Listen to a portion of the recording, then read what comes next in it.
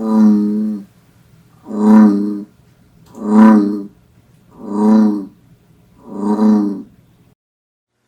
tried to film this yesterday and it just didn't go so well, I guess. But as of yesterday morning or sometime the night previously, MJ's no longer with us. He hopped on into the big old pond in the sky. Before you jump to conclusions as to what you think it was or anything like that, I'll tell you what I think it was later in the video, but it's very sad. It's very sad. MJ was a very special animal, to me especially. I know that many of you guys like them, but for me especially, a little bit of backstory on him. I got him when I was about 15 as a tadpole. He didn't have his legs or anything like that. He was just a little tadpole, and over about a year's time or so, he transformed into the baby frog, and then I watched him grow from that point up into a large frog.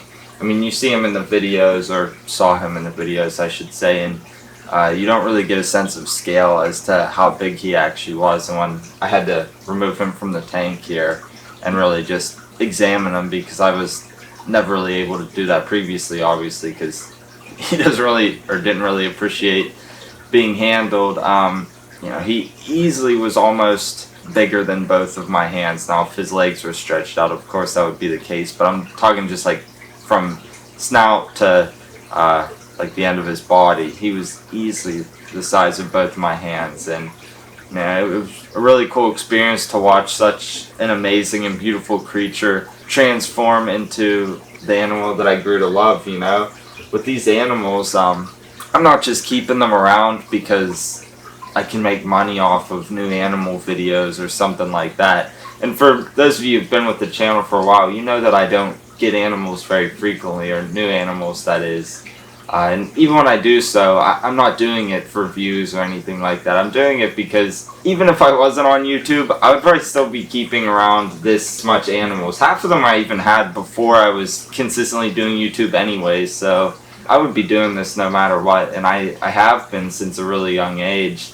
Like I said, I got MJ when I was about 15, so I'll be 28 in about a month or so. So he was easily going on 13 years old. And that doesn't include his time as a tadpole. Bullfrogs, they're a tadpole for a pretty long time, I think about 4 years. And so if you would factor that in as well, he may have been 17 years old or so, which is pretty crazy. That kind of leads into what I think happened with him. Obviously, he was pretty old, and I would say for probably about the past year to 2 years, I've noticed a very steady decline in him. He was still himself for that whole duration of time. When you spend a lot of time with an animal, you really get to know them. You know their cues, how they react to certain things and different things like that. And I could tell that he was himself, but it was just that he was slowing down a little bit, and you could see that he was aging. It wasn't like he was getting sick, or that all of a sudden something happened and he was acting differently, or something along those lines. I could easily tell that it was, or what I thought it was that he was just aging. So whether or not he passed away from age, or if there was some underlying issue, I'll never actually know, but in my heart of hearts I believe that it was because of his age.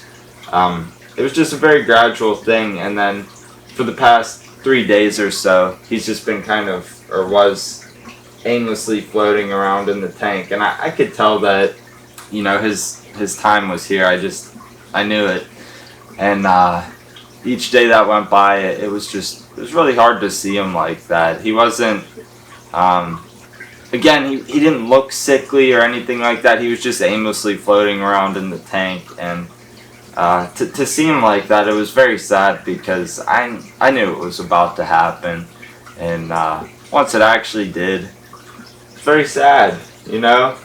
I get that he was just a frog, and to other people's perspective, it's just an animal, but these things, they're more than just frogs or fish or animals to me. They're really just such a huge part of my life. Animals in general, they've been such a blessing to me, and to be able to work with them and make cool enclosures for them and share my passions with you for a living, it's honestly, I feel like the luckiest guy in the world. I feel so incredibly blessed to be able to do this sort of thing as a living, and to be able to have animals like MJ that we get to know over the years and really spend a lot of time with. It's so cool. I know the animal room's not going to be the same without him. I guess I should also address that we just moved him into this new tank. Now, some of you may be thinking that this tank had something to do with his passing. I know for certain that it didn't. He was acting this way in his previous tank, and I moved him in here knowing that he probably was going to pass away soon.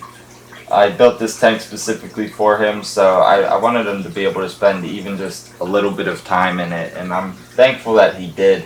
And I do believe that the time that he did spend in here, he did enjoy it. It seemed like he liked all the hiding places. As I talked about in last week's video, it did really seem like he enjoyed it.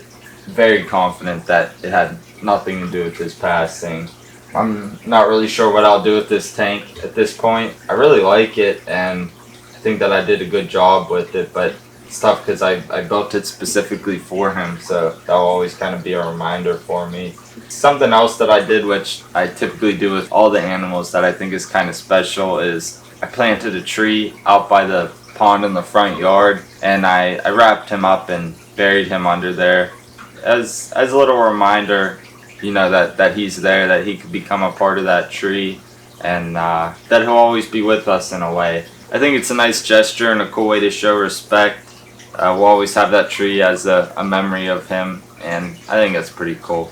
I didn't show his body in the video. I hope you guys will understand. Out of respect for him and myself, I don't really think it's in good taste to do that, so I didn't. He'll be missed.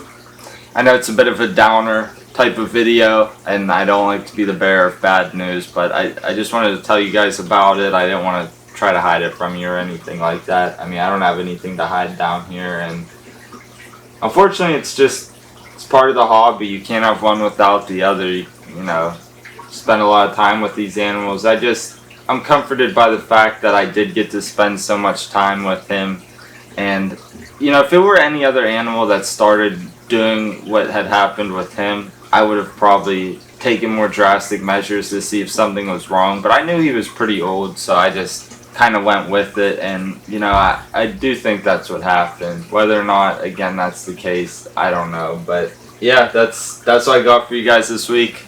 I'll be back next week with something a little bit more uplifting, or you know, like what you're used to seeing on the channel. But I appreciate your love and support on all the videos. It really means a lot to me that I can do this sort of thing for a living.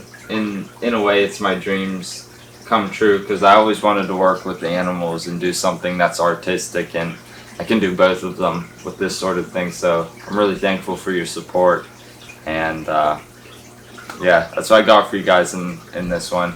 So until next week, take care, Serpa Squad. Mm.